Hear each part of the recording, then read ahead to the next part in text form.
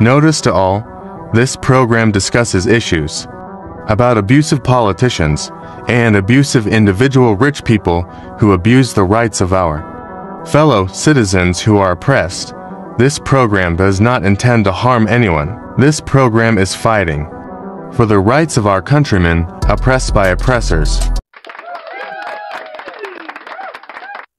Magandang araw Pilipinas. Muli nandito na naman po yung lingkod, Epipanyo Labrador, sa ating programang Civilian Anti-Crime Group, Epipanyo Labrador. At syempre sa ating pagpapatuloy, binabati muna po natin ang ating mga kapatid Luzon, Visayas, Mindanao na patuloy po na nakasubaybay tumututok dito sa ating programa. Maraming salamat po. At syempre, pinasasalamatan din ho natin ang ating mga kapatid sa abroad na patuloy po na nakasubaybay tumututok at laging nag-aabang ho sa videos na ating pinalalabas dito sa ating programa. Maraming salamat po sa inyong lahat. At syempre, pinasasalamatan din po natin ang ating mga bagong mga subscribers na lagi po namin kayo makakasama sa bawat araw po na tayo po ay meron tinatalakay dito sa ating programa. Maraming salamat po. At bago po tayo magpatuloy, tulad doon ng laging sinasabi po ng inyong lingkod na may suportahan nyo rin po yung ating programa doon po sa ating kabilang channel, Epipanyo Labrador, The Extreme Commentator. At sana ho, sa lahat po na manunood ng ating videos na ito, o ating mga videos, o ang video na ito, sana po ay wag po kayo mag-i-skip ng ads. Nang sa ganon ay makatulong po kayo kahit papaano sa ating programa. Maraming salamat. At doon po sa mga kababayan natin lalong-lalo na po sa abroad, yung mga tunay na Pilipino na makabayan at talagang nakikiisa ho dito sa ating pinaglalaban. Salamat po sa mga nagbibigay ng thanks. Salamat po sa inyo. Pagpalain po kayong lahat ng ating dakilang Panginoon. At sana ho ay umasenso pa po kayo sa buhay. Nang sa ganun, mas makatulong pa po kayo dito sa ating programa. At siyempre bago ang lahat, binabati muna po natin ang ating National Vice Supreme Commander Roldan Dumdum.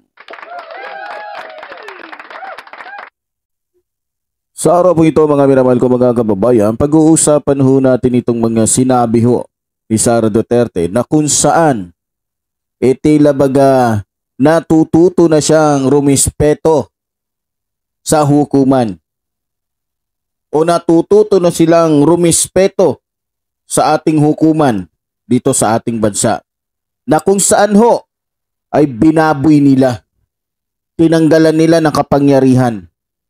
Halos lahat to ng mga departamento na mayroon pong kapangyarihan para ho mag-imbestiga, para hulihin, para papanagutin ng mga taong abusado, ay tinanggalan ho nila ng kapangyarihan. Tinanggalan ho nila ng karapatan.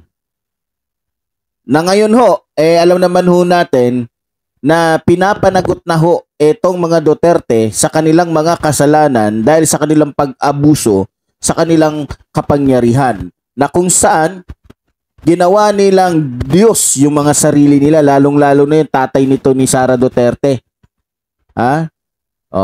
Alam nyo po, nakakatawa ho isipin yung mga sinasabi nito ni Sara Duterte na para bagang wala ito sa kanyang sarili. Palakpakan ho natin yung kanyang katulonggesan. Ang galing ho. Kapanipaniwala ho yung kanyang testimonya. Pag tinignan mo parang seryosong tanga. Diba? Akala siguro ni Sara Duterte na hanggang ngayon po ay madadala nila sa kanilang magandang lingwahe, sa kanilang pagiging artista ang ating mga kababayan. Biro nyo ho mga minamahal kong mga kababayan, nagsalita ho itong gunggong na anak ni Rodrigo Roa Duterte na puppet ng kanyang ama. Dahil naiipit na ho siya. Dahil alam nila na papasok at papapasukin ng ating Pangulo ang ICC dito sa ating bansa pag hindi pa sila tumigil sa kanilang mga katangahan, sa kanilang mga kagaguhan o sa kanilang pagiging manloloko. Ang galing magsalita ni Sara Duterte. Hindi makabasag pinggan. Ano na naman kaya utos ng ama nito sa kanya? Magsalita ka na kasi naiipit na tayo. Malapit na tayong mapunta dun sa sa katotohanan na talagang lilitaw at lilitaw na kung sino tayo. Maawa ka, kailangan pa natin magnakaw ng bilyon-bilyon, trilyon-trilyon. Oh, gamitin mo yung pagiging abogada mo. Gamitin mo yung pagiging artista mo na tinuro ko sa'yo. Oh, ikaw ako lang yun nandiyan dyan eh. Oh, sasabihin na naman ng ama niya. Oh, kaya gamitin mo hanggat ikaw pang nasa posisyon, gawin mo ang lahat. Kasi sayang yung kikitain natin sa mga Chinese. Sayang yung kikitain natin sa mga drug lords. Sayang yung kikitain natin sa mga pogo. Nag-aalisan na tuloy dito sa bansa kasi pinalis ni Bongbong Marcos.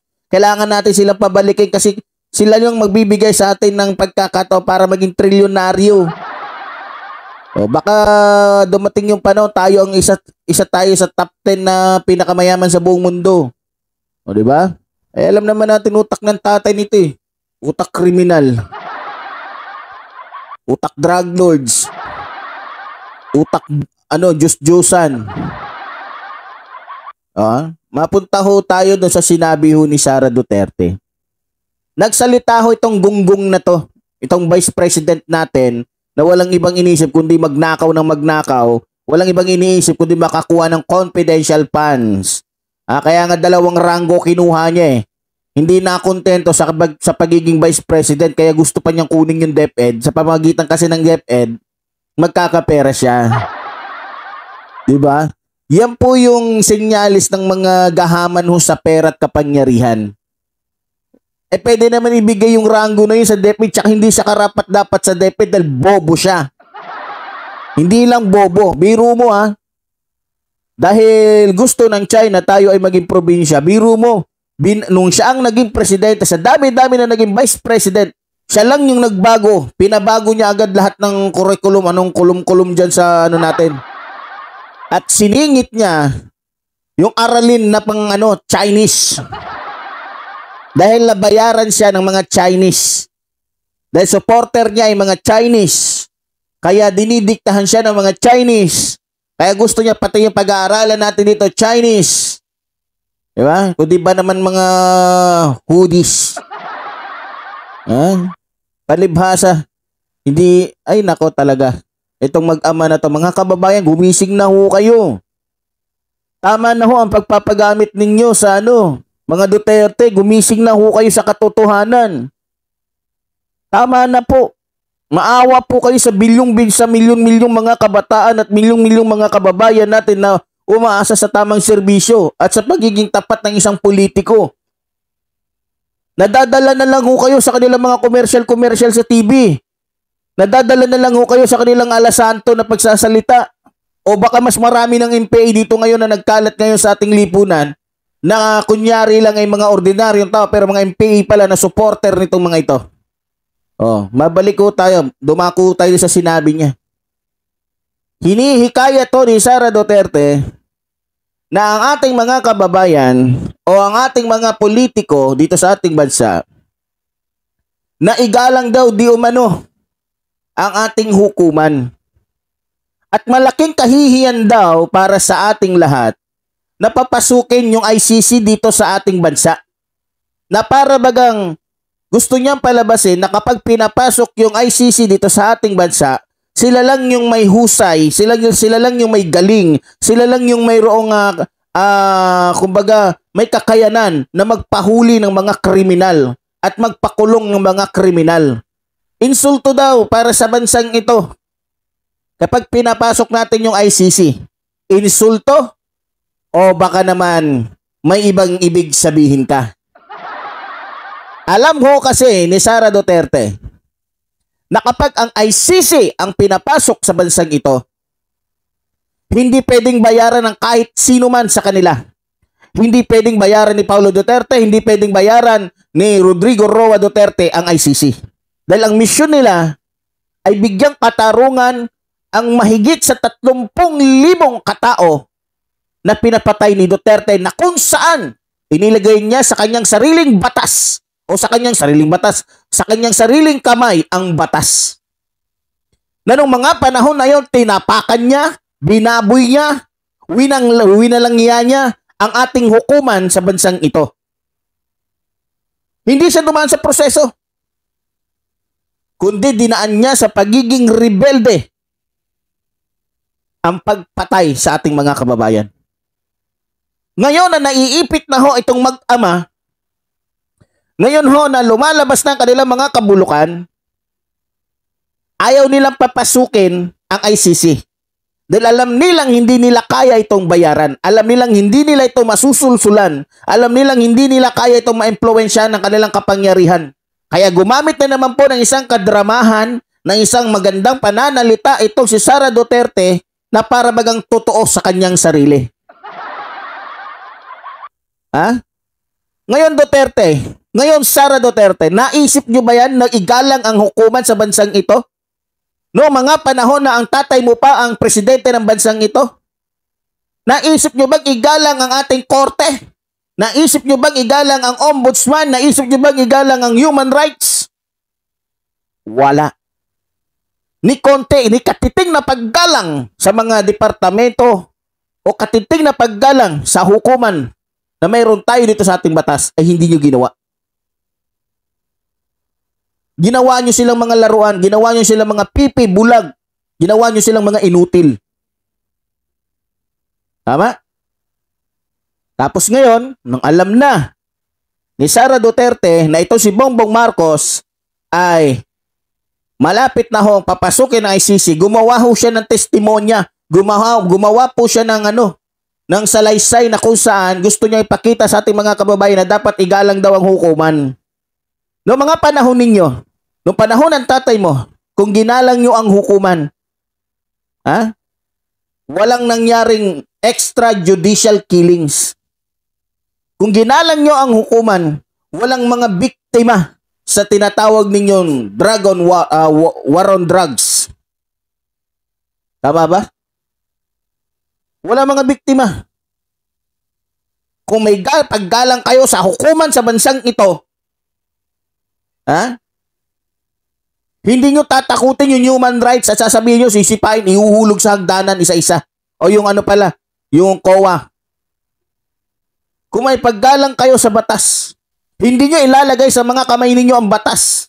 Kung ganun lang din pala, na okay lang sa bansang ito na pumatay, eh di sana hindi na lang tinanggal yung tinatawag natin na bitay. At least batas ang nagparusa. Hindi tao. Hindi iisang tao na ginamit yung kanyang kapangyarihan para pumatay ng libu-libong mga tao o mga Pilipino na habang pinapatay nila ang mga Pilipino, pinagtatawanan tayo ng mga Chino na nakatira dito sa ating bansa na kung saan sila yung dahilan kung bakit kumalat ang droga dito sa ating bansa. Tuwan-tuwa ang mga inchik. Habang nakikita nila na pinapatay, minamasaker yung ating mga kababayan ng ating mga kapwa Pilipino na ginawang mga kriminal nitong nidigong nyo. Doon mga panahon na, ginalang ba nilang hukuman? Ayaw ni Sara Duterte na makapasok dito ang ICC dahil sa totoo lang ho, tiyak na mananagot sila. Makukulong sila. At lilitaw ang katotohanan. Ayaw nila pumasok dito ang ICC dahil ang ICC walang kakampihan. Gusto nila ang humawak ng kaso laban sa kanila ay ang ating gobyerno. Na kung saan, alam naman nating lahat dahil hindi tayo tanga, hindi tayo mga bobo. Alam nating lahat na pagdating dito sa Pilipinas, kayang impluwensyahan ng salapi, kayang impluwensyahan ng mga may pangalan o mga sikat na politiko yung ating hukuman. Magmula sa pulis hanggang sa militar sa anumang ahensya sa ating bansang ito o sa ating bansa ay kaya hong mabayaran. Huwag na tayo maglokohan, huwag na tayo magtanga-tangahan, tumingin tayo ng diretso. Hindi po tayo nagsasalita dito ng mga kung ano lang. Pulis na babayaran, tama hindi. Sundalo na babayaran, tama hindi. Mga pulis na uutusan pumatay ng mga taong inosente kapalit ng pera, tama hindi. Mga abogado na babayaran. Judge na babayaran. Kaya paano masasabi ni Sara Duterte hindi natin kailangan dito ICC? Sige nga. Sinasabi niya, hinihimok niya ang ating mga kababayan na huwag papasukin ang ICC dahil insulto. Insulto? O gusto nyong maabsuelto sa mga kasalanan ninyo? Insulto? O gusto nyo lang makatakas sa mga kasalanan ninyong ginawa sa pagpatay ninyo sa libu-libong mga taong inosente na ginawa nyo lang para mga lamok. Madaling sabihin, di ba, Sara? Ang galing mo magpanggap kang hayop ka. Ang galing talaga ng mga demonyo, mga kapatid. Ito po yung sign ng mga demonyo na napakagaling magsalita. Pero wala sa gawa.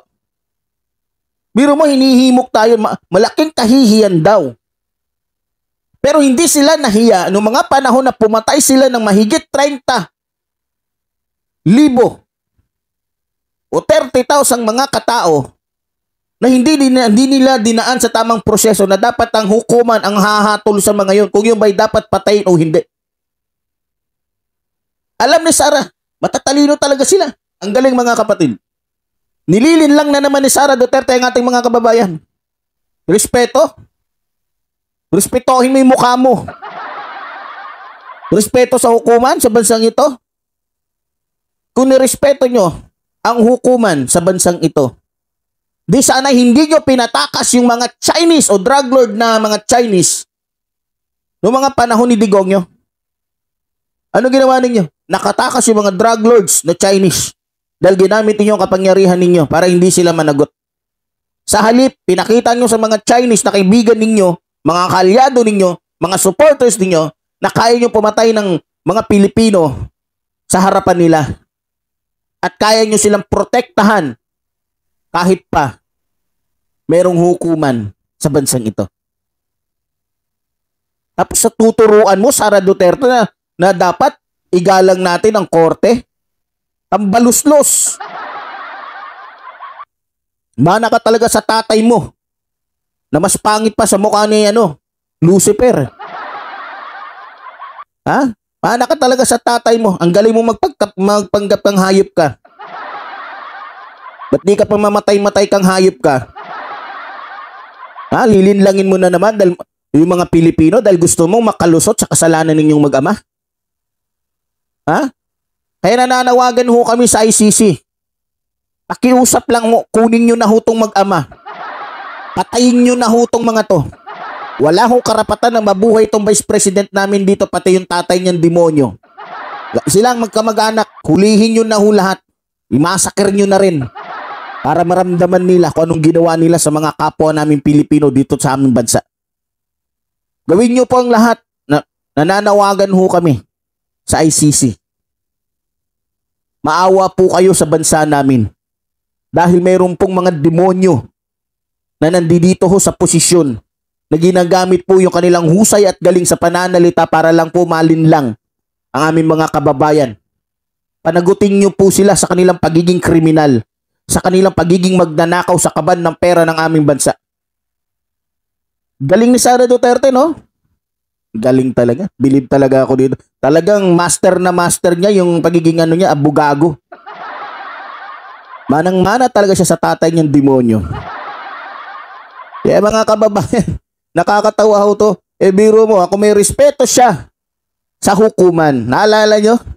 Ito, nabanggit lang ho to ng ating kaibigan at kasama natin sa pakikidigma sa mga politikong korap. Dito sa kaibigan natin, sa kasama natin na si Vlogcaster. Pinaalala ho niya yung ginawa nito ni Sara, yung mukhang lalaki, mukhang rebelde. Ay, hindi mukhang rebelde, talagang rebelde. Yung sheriff na pumunta doon sa Davao na inutusan na korte para magdala ng tinatawag court order. Walang masama kung kakausapin ni Sara Duterte yung sheriff na may kasamang mga pulis. Anong ginawa ni Sara Duterte? Pinuntahan niya yung sheriff, pinagbubugbog niya. Nagka-black eye. Sa totoo lang, hindi lang naman po yun ang ininsulto niya. Hindi naman yung sheriff, yung representante ng ng hukuman kundi yung mismong hukuman. Tapos ngayon sasabihin ni Sara Duterte na igalang natin ang hukuman? Sira ulo ka ba? Sinong maniniwala sa'yo? Talo mo pa yung isang puta na nagsasalita na maging berhen, samantalang ikaw naman, isa kang siraulong nagsasalita na wala sa sarili. Puro ka kasinungalingan, puro ka katarantaduhan. Uutuin mo na naman yung mga Pilipino para makaligtas kayo sa mga kasalanan yung mga hinayupa kayo. Sasalita ka, tuturuan mo, hihimukin mo dahil alam mo papasok ng ICC dito? Bakit? Nginig na nginig ka na ba sa takot? Dahil mananagot na kayo? Kasama ng tatay mo? Kaya nananawagan ho kami. Lahat ho ng Pilipino sa bansang ito ay nananawagan na pananagutin itong mga Duterte na ito. At gusto naming makita na binibita itong mga ito. Lalong-lalo ka na, Sara. Gusto kong makita yung pagmumukha mo. Kung paano ka mamatay kang hayop ka. Galing niyo magpapatay ng mga tao tapos ganyan, takot kayo, dadaanin niyo sa mga akala nyo hindi makabasag pinggan yung mga salita ninyo. Manghinayupa kayo. Lalo ka na Digonyo, baka hatawin kita dyan ng martilyo. Ha? Nagyayabang ka pa. Pinagmalaki mo pa, ha? Totoo yung sinabi ng ating kapatid, ating minamahal na senator. May topak to si Digongyo eh. Ipagmalaki ba naman niya na marami na siyang pinatay? Tapos pinagmalaki pa niya doon sa SMNI. Ito naman SMNI, tuwan-tuwa pag nakakarinig na pumapatay itong si Duterte. Akala ko ba religious religious TV channel. Hindi nakataka-takay, mapagpanggap lang naman ito si Kibuloy. Nagsama talaga yung demonyo at saka yung mapagpanggap na Kristo. At saka yung mga alagad ni Kibuloy. Diba? Mga santambak na mga hinayupa kayo. O mabalik tayo dito kay Sara. Ano Sara?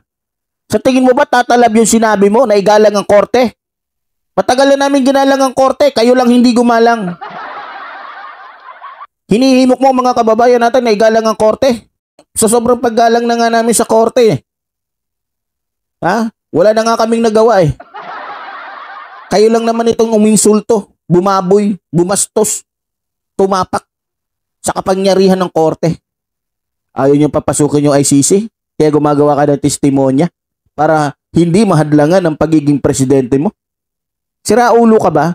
Kung kaya yung linlangin yung 16 million, hindi yung buong Pilipinas dahil bukas na ang isipan ng karamihan sa mga kababayan namin sa katotohanan. Huwag mo kami ilagay lahat sa bulsa ninyo. Mga hinayo pa kayo, maka-China kayo. Bakit? Kailangan nyo ipagpatuloy yung plano ninyo na maging probinsya ang bansang ito? Ang galing mo talaga magpanggap, Sara Duterte. Bakit? Masarap ba? Nasanay na ho kasi sila mga kababayan eh. Nakakuha sila ng bilyon-bilyon. Iniisip ng mga Duterte ito, dito lang pala yung madaling makakuha ng bilyon-bilyon, trilyon-trilyon. Nagpapakahirap pa kami sa loob ng ilang dekada na mayor lang. Nandito lang naman pala yung mas madali. Yearly, pwede kami magkaroon ng 25 billion. Diba? Tingnan si Digong. Kada taon, pinakamababa na 25 billion. Diba? Samantalang nung mayor siya, billion-billion din naman. Pero mas malaki yung kinita niya nung presidente siya. Na nagbigay sa kanya ng pagkakataon na maging trilyonaryo. Mga kababayan, huwag na ho tayong magtanga-tangahan, magbulag-bulagan pa sa katotohanan. Magkaisa ho tayong lahat na papasukin ng ICC dito nang managot na ho siya o silang mag-ama. Huwag na ho natin hayaan pa na laruan na lang ng mga yan yung isipan natin. At lalong-lalong huwag po tayo makikita nyo ang katotohanan pag nakapasok ho dito ang ICC dahil wala ho yan sisinuhin eh. Wala yang papaboran. Kaya nga po nung panahon ni Duterte, tinanggal nila yung ICC, humiwalay tayo. Kasi ang motibo nga ho nila, gumawa ng mga kasamaan sa bansang ito. Kaya nga ho nung siya nang naging presidente, agad silang humiwalay. Hindi nga nila kinonsulta ang ating mga kababayan, okay ba sa inyo na humiwalay na tayo? Wala. Ginamit lang niya ang kanyang kapangyarihan at humiwalay. Dapat to sa mga ganyang mga sitwasyon, dapat to kasama ang bansang ito na magdidesisyon kung dapat ba tayong humiwalay. Hindi yung ginamit nila yung kapangyarihan nila para humiwalay sa personal nila intensyon. Tama? Ang pinag-uusapan ho dito, bansa eh. Hindi naman bansa si Digongyo, presidente lang siya na mangungulo sa atin dito. Pero pagdating sa usapin, ang desisyon ay pang bansa, dapat hindi siya nagdidesisyon nang sa kanya lang. Dapat dinaan sa kamera. Dapat dinadaan din sa mga tao, okay ba kayo? Dapat tignan nila yung opinion.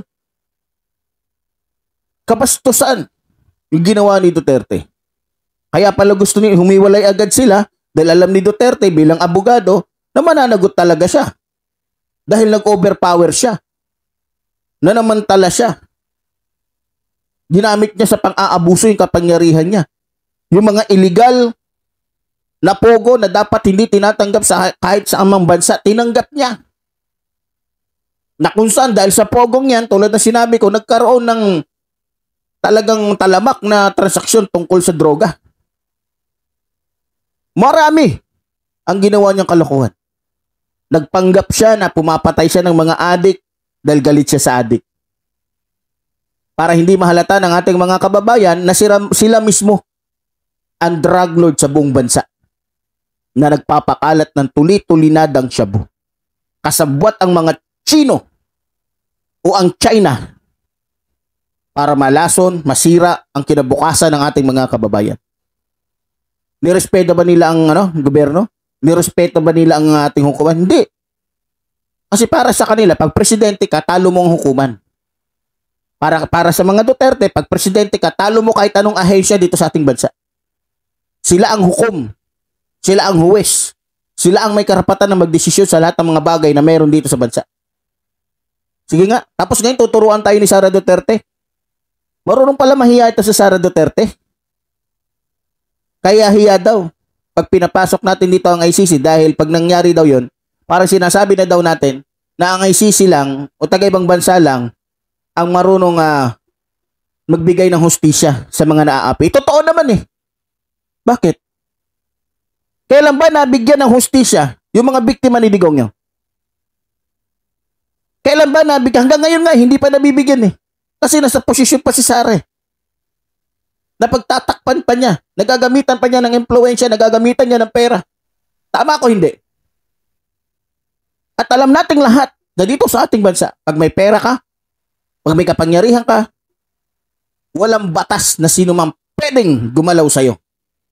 Walang batas, walang pulis, walang sino man ang pwedeng humuli sa'yo. Dahil sila ang nasa posisyon. Mabuti pa nga ng mga panahon ni Erap eh. Diba? Ang problema lang noon, talagang hinudas siya ni Glorema Capagal Arroyo na kung saan, unano lang, pero malaki ang kanyang kasamaan. Malawak yung kanyang kasamaan. Diba? Yung ahas, tinuklaw yung ahas, nag-ahas-ahasan, yun. Hanggang sa napahamak yung isang ahas. Diba? Mga kababayan, ano na nangyayari sa ating bansa? Patuloy ba tayo magpapaloko sa mga Duterte? Mga kababayan, gumising na ho kayo. Pag nakapasok ho ang ICC dito, fair po yan. Masasabi na natin kasi hindi sila Pilipino. Ibig sabihin, gagampanan nila ang kanilang tungkulin para humabigyan ng proteksyon o hustisya yung mga naapi dito ni Duterte. Hindi nila kayang impluwensyahan yun at di rin natin kayang impluwensyahan. Kumbaga, nasa gitna lang sila. Kung anong lalabas sa investigasyon, kung dapat silang makulong, makukulong sila. Kaya ho naggaganito itong si Sara Duterte dahil alam nila guilty sila. Kaya ho nagpupumiglas itong si Sara Duterte na kailangan maging presidente siya. Kailangan niyang dumikit sa mga Marcos. Ginagamit niya yung impluwensya ng mga Marcos para siya ay maging presidente. Para ma-impluwensyahan yung ating mga kababayan, yung ating mga hukuman, yung ating lahat na mayroon tayong ahensya dito sa ating bansa. Yan po ang dahilan kung bakit nagpupumiglas itong mag-ama na to na kailangan lagi silang nasa mataas na posisyon dahil pag hindi sila nasa mataas na posisyon, sigurado, madali na para sa ating mga minamahal na kababayan, napapanagutin sila. Tingnan nyo ha. Pero hindi rin magtatagal yan dahil maraming kayang gawin ang Diyos. Pwedeng patayin to si Sara sa anumang paraan. Manalangin ho tayong lahat na papanagutin itong mga ito sa anumang paraan. Huwag po tayo paghinaan ng loob. Manalig ho tayo sa Diyos na sana isang araw mawala na itong mga demonyong ito na pinoprotektahan ng mga NPA, na pinoprotektahan ng mga taong makademonyo din ang pag-iisip. Tuwan-tuwa itong mga taong ito itong mga kababayan nating iba. Kasi hindi sila nakaranas na pinapatay yung kanilang kamag-anak na walang kasalanan. Ganoon naman ang Pilipino Hindi nyo kayang damdamin, hindi nyo kayang maramdaman ang nararamdaman ng iba dahil hindi kayo ang nagawan. Hindi kayo ang naging biktima. Tsaka nyo lang mararamdaman yung nararamdaman ng iba pag naramdaman nyo din. Ganun ka yung mga Pilipino eh. Ganun ka siraulo. Kaya namimihasa din yung mga demonyong katulad dito ni Digongyo. Kaya mga kababayan, buksan na ho natin ang ating mga puso't isipan. Huwag na ho tayo magtanga-tangahan. Magkaisa ho tayo at isigaw natin sa ating Pangulo na papasukin na ang ICC. Nang sa ganun, hindi na makagawa pa. Dito ho natin malalaman ang katotohanan. Tandaan ninyo, Vice President to si Sara, marami siyang pwedeng gawin. Pwede niyang kontrolin ang hukuman. Ayaw nila papasukin dahil malaking kahiyang, gago ka ba? Madali mo lang sabihin yan dahil nasa alanganin ka na, dahil nabubuking ka na. Ha? Pero ganun pa man, mga minamahal kong mga kababayan, halos tulad ng sinabi ko doon po sa 100% na supporter nitong mga Duterte ito, 80% na ho ang talagang naniniwala na sa kanilang mga kabulukan. At salamat na lang ho sapagkat tulad nga ho ng sinabi ko, siguro ho doon po sa 30,000 na tao na pinapatay nila, isa po yun sa nananalangin sa Diyos na mabigyan ho sila ng hustisya. Biro mo ha. Kaya nga ho tinanggal ng ating bansang ito yung death penalty o yung bitay. Dahil ayon nga ho sa salita ng Diyos, kinakailangan ang Diyos lang ang may karapatan na bumawi sa buhay na may buhay. Walang sino man tao ang pwedeng bumawi ng buhay na may buhay. Pero nung ginawa ni Digongyo, pinakita niya na wala sa akin yang salita ng Diyos na yan. Wala sa akin yung binabasa nyo na sa Biblia. Ako ang Diyos, ako ang papatay. Dahil marunong akong pumatay, may kapangyarihan ako, katatakutan ako. Kaya pa kaya ni Digong yung umasta sa ganyan na sa harapan ng Diyos? Kaya niyang ganunin ng Diyos? Sa bagay, kung nagawa nga niya siguro, kasi makikita nyo, pati nga Diyos, minura niya na eh. Pagkatapos niyang pagmumurahin yung mga pari ng Katoliko. Diba? Kaya, ang hindi na lang niya nagagawa, yung ipakita niya sa Diyos yung ganung asta niya. Kaya niya kaya? Minura niya na yung Diyos eh, di ba? Oh. Lahat ng kababuyan nasa kanya na nga eh. Siya lang yung nakita kong Pangulo, tawag nito, dirty finger. Siya lang din nakita kong Pangulo na sa sobrang kabastos ang katarantaduhan ay hindi siya karapat dapat na igalang. Dahil kung magmura siya, ganun-ganun na lang din. Diba? Kaya mga kababayan, para ho sa akin, siguro ho, dinidinig na ng Diyos ang panalangin ng mahigit sa 30 katao na pinapatay niya sa mga pulis gamit ang kanyang kapangyarihan. Kaya sana ho, tama na ho, yung karahasan na nangyari dito sa ating bansa, sana ho, pagtulungan natin na matuldukan na. Sabi ni Duterte, sabi ni Sara, igalang daw ang korte. Kung may paggalang ho sila sa korte, hindi sana nagkaroon ng ganong karaming patayan dito sa ating bansa. Sana hinayaan nila na ang korte ang humatol para ipakulong yon. Pero wala. Tapos maniniwala kayo sa sinasabi ni Sara Duterte? Sinabi lang ho niya yon para humaligtas sila at hindi sila makapanagot sa kanilang mga kasamaan. Ako na ho nagsasabi sa inyo ng tuwiran. Pakawala ho ng demonyo o ni Lucifer ang pamilyang Duterte ito na magkakalat pa ng lahat ng kahayupan dito sa ating bansa. Yan po ang katotohanan. Muli, sinasabi po ng lingkod, mabuhay ang ating inang bayan. Mabuhay ang nagmamahal sa ating inang bayan. Maraming salamat po.